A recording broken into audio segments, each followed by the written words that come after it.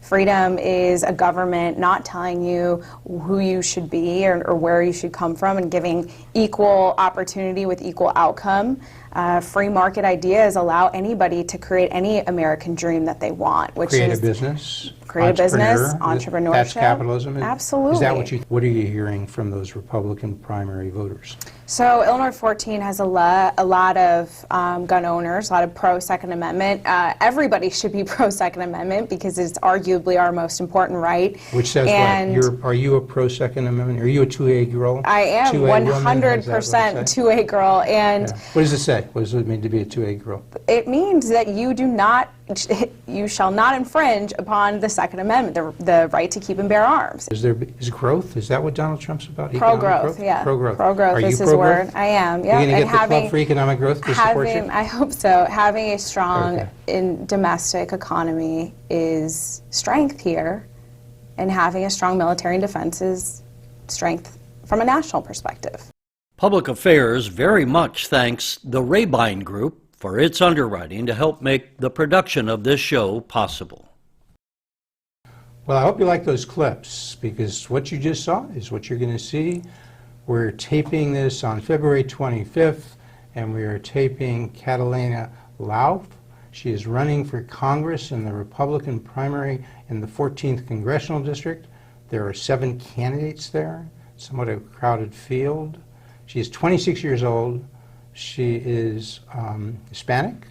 This is her first time running for office, I assume. It is, yeah. You're just barely over the age to qualify for Congress, 25. Yeah. You're having a great time? I am, yeah. Your mother is a legal immigrant from Guatemala? Yes. Your father is from Chicago? Yes. You know this. You grew up in Woodstock. Absolutely. You know the 14th Congressional District. You grew up there. Yeah. And so, and just tell our viewers a little bit, where is the 14th Congressional District?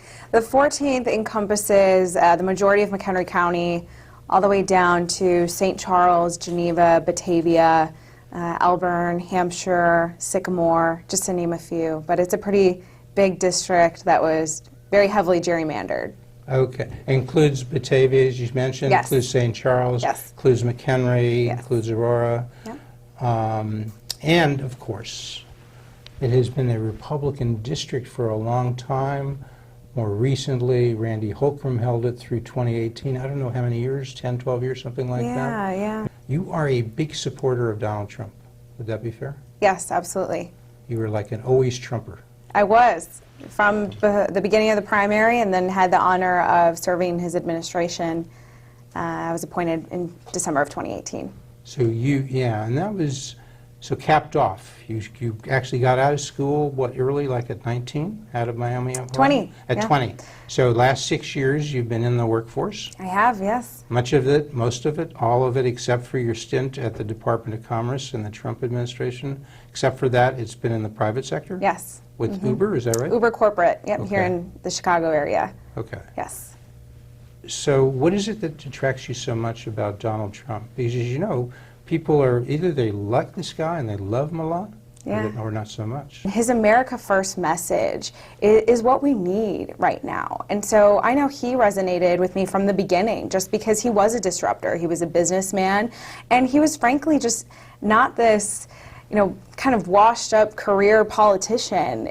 He was a true outsider, and I think he's done an incredible job, not only with the economy, but from a leadership perspective. And I've seen it firsthand working for the administration, really seeing how hard this administration works to put all Americans first, and American people first. What does that mean, America first? In a nutshell, 10 seconds. Give me your gut.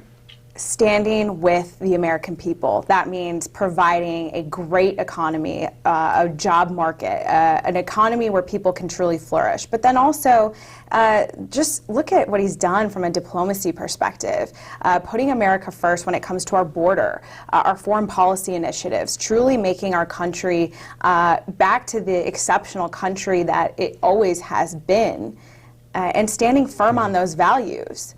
For a long time. Do you believe in American exceptionalism? Absolutely, I do. That? You majored in poli-science. You went to Miami, Ohio, great school. Yeah. You must know. What is American exceptionalism?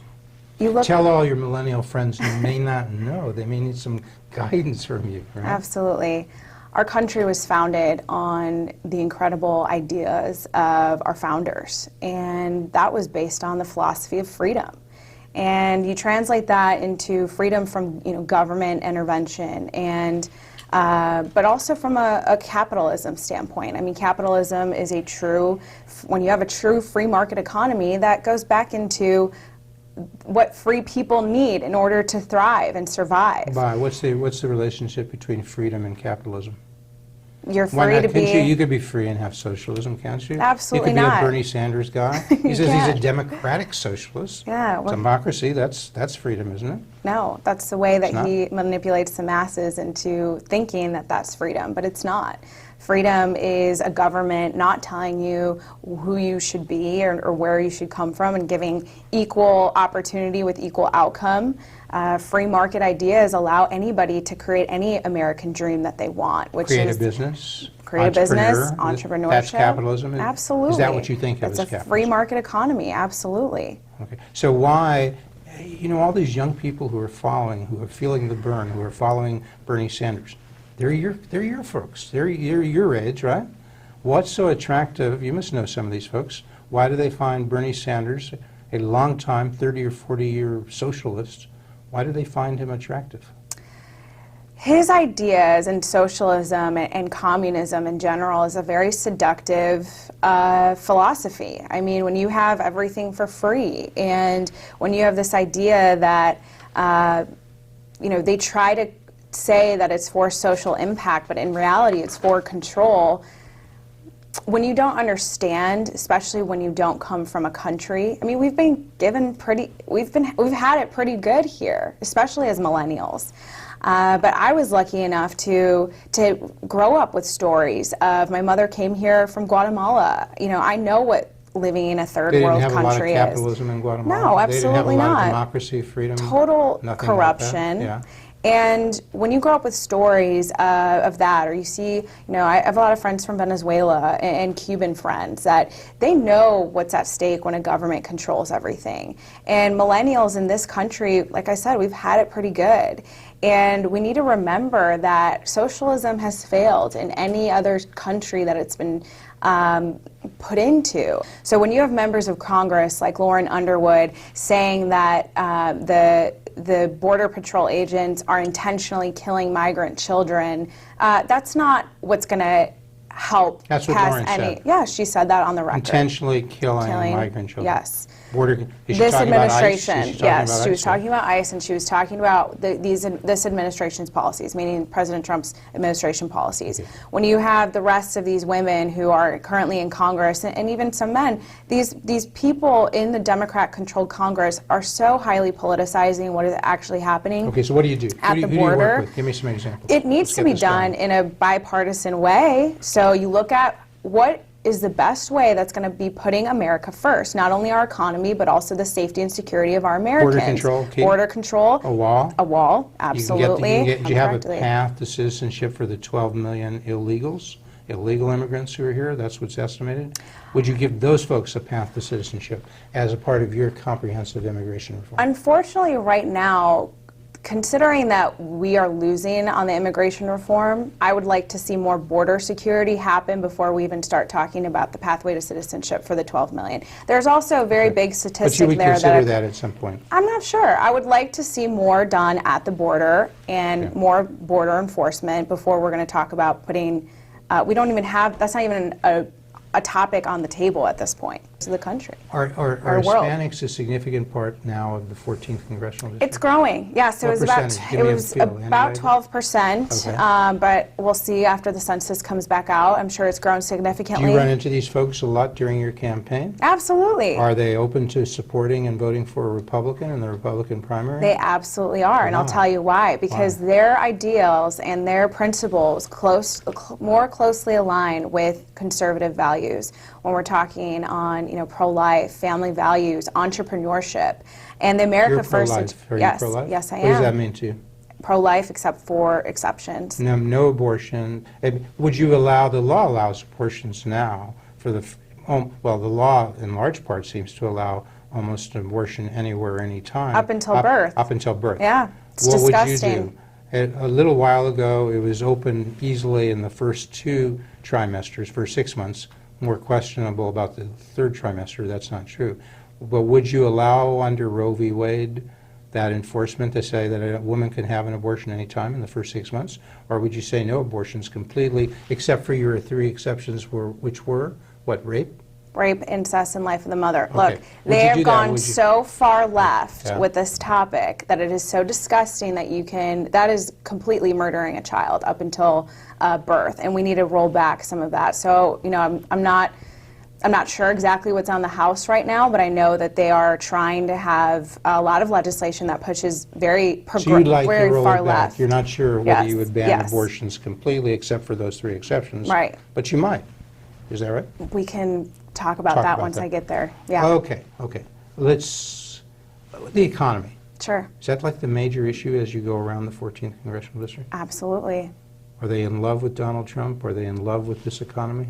They are, but they have a bigger hate for what's going on at a state level. You have higher property taxes at the most local level, but then look at here, living in Illinois, how much we're taxed for everything. Okay. And any way that, when you have somebody like President Trump and Republican members of Congress that support rolling back taxes and regulation, So the that tax helps cuts, somebody. the tax cuts of 2018, you supported. Absolutely. You think that was a big boost to the economy? It absolutely was. Okay. And there are real life examples of not only businesses in the 14th, but families that were positively impacted by the Tax Cuts and Jobs What Act. about your competitors? You've got Jim Oberweis, maybe the top 3. You got Sue Rezin, you got Ted Grable, right? Mm-hmm.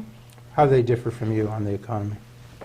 I don't know if they differ from me on the economy. I mean, we're all in a Republican primary. I would say that Sue Rezin has voted for tax hikes in her state, her time at the state legislature. I would say that from an electability standpoint, I mean, these guys, these men and women, my competitors here are all the same. And it's time that our party has new faces and new perspective. Not only somebody that can defeat Lauren Underwood, but somebody that can create a bigger impact than what we've had. We're losing on the side of freedom when you have record number, you mentioned the millennials in my generation, you have record number of millennials believing in socialism. You have socialist Congress people like Lauren Underwood taking over these very traditionally Republican districts.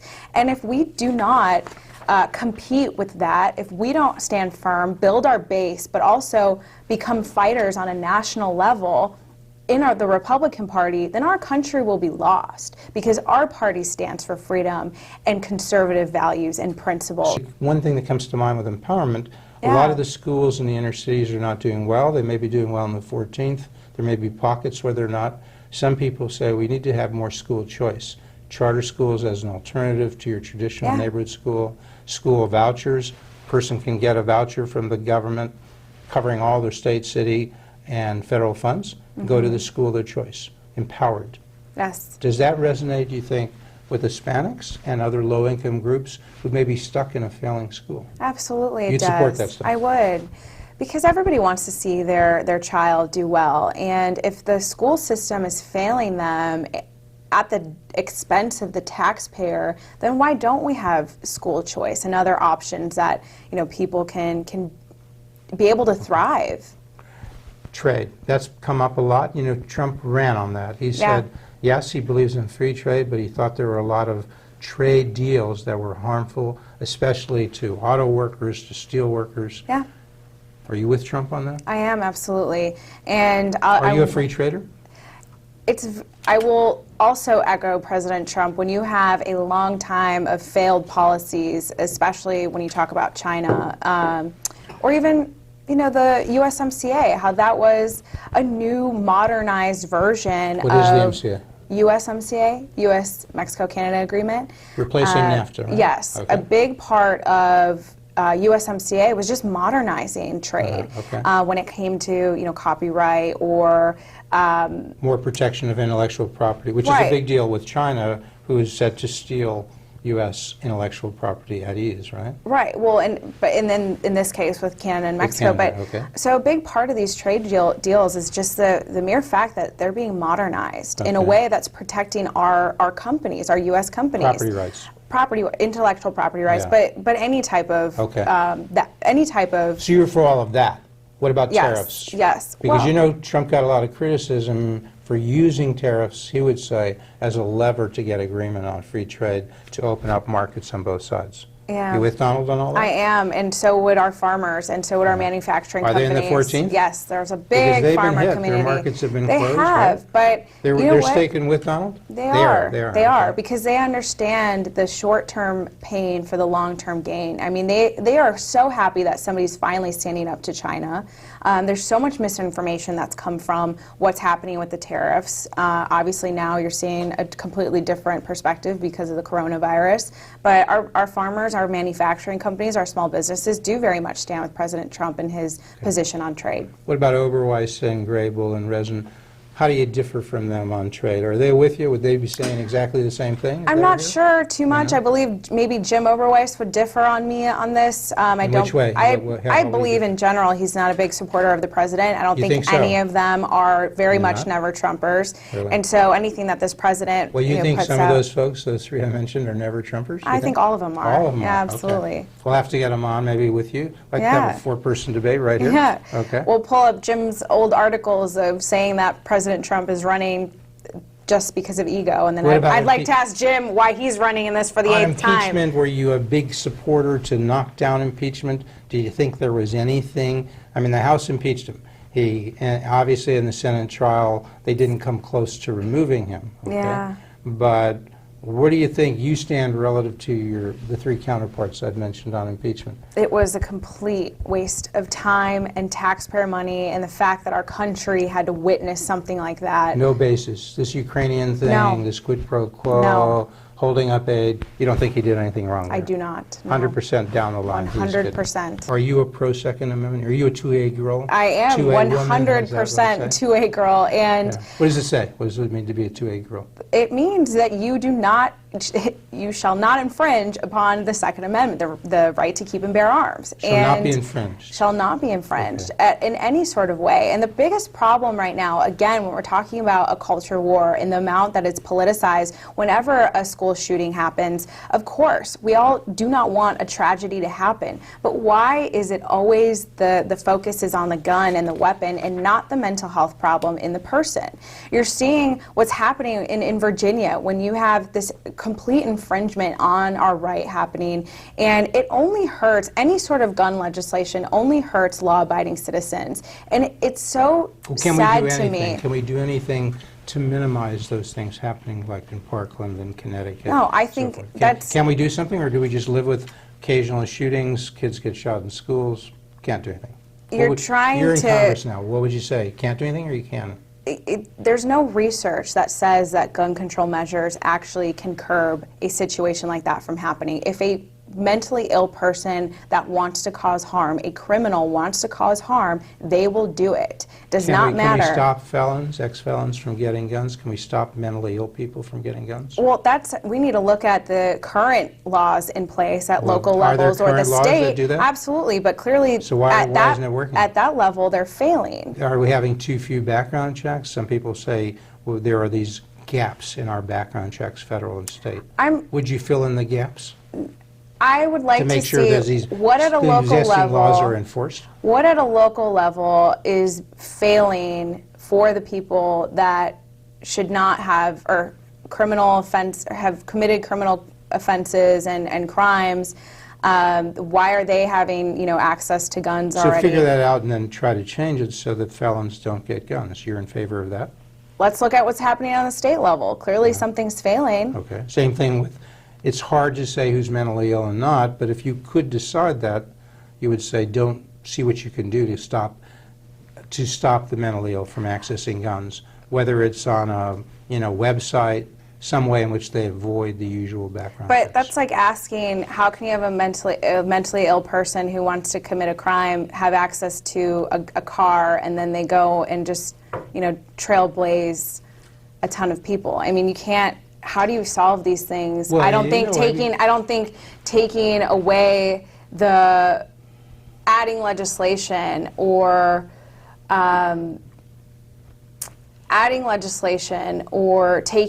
infringing upon the right, it only hurts law-abiding citizens, because a criminal will do what a criminal wants to do regardless of what type of weapon he has. You don't think there's any way you can keep mentally ill people from getting a gun?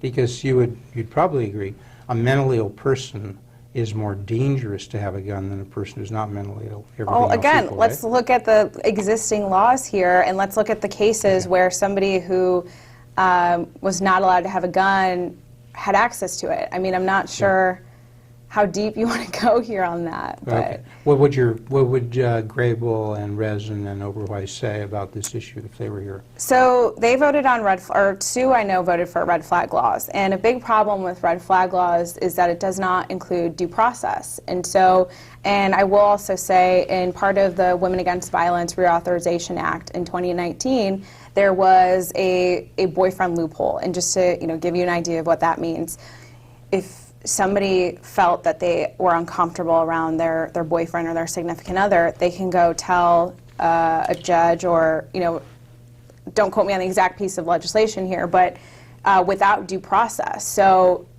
they're allowed to go and, tell on this person. That person gets their guns away. They lose the right to have their gun. You're saying without due process? Without due process. Okay. That's completely unconstitutional. Okay. Let's go quickly over to foreign policy. We've only got a little bit of time left. Sure. How important is foreign policy to the race, to being a congresswoman, number one, and two, to being a congresswoman representing the 14th congressional district? Sure. I think foreign policy, especially now when you see situations that we've had, this tension with Iran and where we're going on that front, it's important. I think all Americans want to be safe, and all Americans want our interests served. Did Obama do the right thing in setting up that agreement with Iran? Giving pallets of cash to Iran? No, well, I don't think some he would did. say, and he would say that was theirs. That was, I don't know about the pallets, but a large. Yeah. As you know, when we had our disagreements with Iran, we froze their funds. So part of the agreement was to unfreeze these funds. These, as he would say, and I think most would agree, much of that $100 billion or whatever it was, maybe all of it, was rightfully theirs. It had been frozen pending some kind of agreement on variety matters. We had the agreement, out went the funds. Right. Was that all wrong to give them back their access to their funds? That agreement in general was not in the interest of Americans. Because? Because you're giving money to an entity, and nobody knows where that money went to, and a lot of it has been actually funding these terrorist organizations. So our biggest problem is that we have been, we're assuming that people are going to stand true to their agreements in a case like Iran, and that's not what happened. They didn't. And you look at what's happening. They were out there, you're saying, violating the agreement, absolutely, developing they were. nuclear capability? Yes, absolutely. And what did Trump do when he came in? He came in and finally stood up to Iran and took us out of the agreement and said, no, we're going to do something that is going, you want to talk about peace, we want to form a good, relationship here, but we have to do it in our interest and make sure that you're holding up to your end of the deal, and that's not what's been happening. He stiffened economic sanctions, is that right? Trump did? Yes. He was able to get that either by executive order or otherwise. What impact did that have in the last 3 years on Iran? Well, those economic sanctions being stiffened. It hurts them where it matters, because finally the people are finally saying, well, because of the acts of these government heads and these people that who have planned to hurt us, right? You see General Soleimani was just taken out. The people finally stand up and say, you're willing to bet our economy because you're not acting in a good way towards America? That's hurting their own people. And I hope that they stand up and realize that they can take Taking out back. Soleimani. Yes. You backed him up. Absolutely. Trump 100%. The people in Congress said you're starting a war, you violated the War Powers Resolution, et cetera, et Yeah, cetera. those people All in wrong. Congress were willing to put our national security and our foreign policy strategy at risk because they dislike the President of the United States. That's disgusting to me. I did firmly stand with President Trump on that attack because that person was responsible for not only deaths of our American soldiers, but was also planning on more deaths for our American people. What do you give Donald Trump on the whole Kim courting North Korea? 10 would be great, 1 would be awful. Give him a 1 to 10. I think he's been very great with Yeah? North Okay. Korea and some of these Where's other he stand now? leaders. What did he get done there? Anything? Well, we haven't really heard much from North Yeah. Korea, and that's almost a good thing, right? I mean, at one point they were ready to nuke us, and So then he's now quieted they've them been down? quieted. Okay, Absolutely. All right. Middle East, last thing. Okay. He's got a peace plan. Jared's got a peace plan. Yes. You think that'll work? Can he get peace between Israel and Palestine? I do. Where are I you? believe. Are you a big supporter of Israel? I am. Yes. Is Lauren Underwood a big supporter of Israel? I don't believe much. I would say that most of the squad is not. Their rhetoric is very negative against Israel.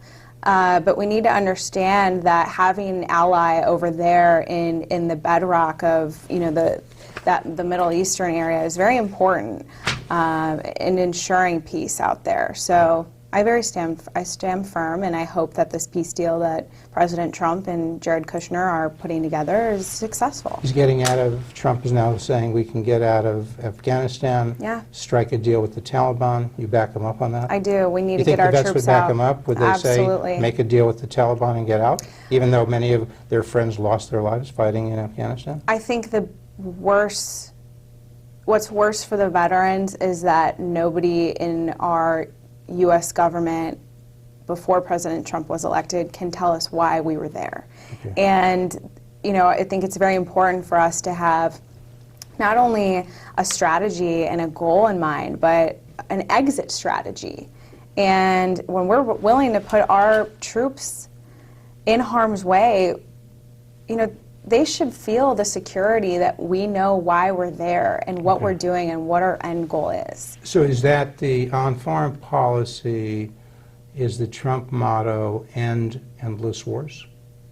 Would that be the Trump doctrine? Absolutely. Stop those endless wars. Yeah. Whether it's Iraq, Afghanistan, wherever. Yes, and have Come home. peace through strength, yes. On the domestic side, what's his motto? Give it to me in 1 or 2 words. Yeah, he firmly Domestic believes side. in a very strong military and defense, That's but on the again, foreign side. What about domestically? Give me a wrap on the economy. What's his big word? Is growth? Is that what Donald Trump's about? Economic pro-growth, yeah. Pro-growth. Pro-growth Are you is his pro-growth? word. I am, You're yeah. going to get the Club for Economic Growth to support you? I hope so. Having a strong Okay. domestic economy is strength here, and having a strong military and defense is strength from a national perspective. Catalina Lauf, you come back before the primary. I will. All right. Thank you very much. Thank you so much. Thanks for having Bye-bye. me. Public Affairs very much thanks Land Air Sea GPS for its underwriting to help make the production of this show possible.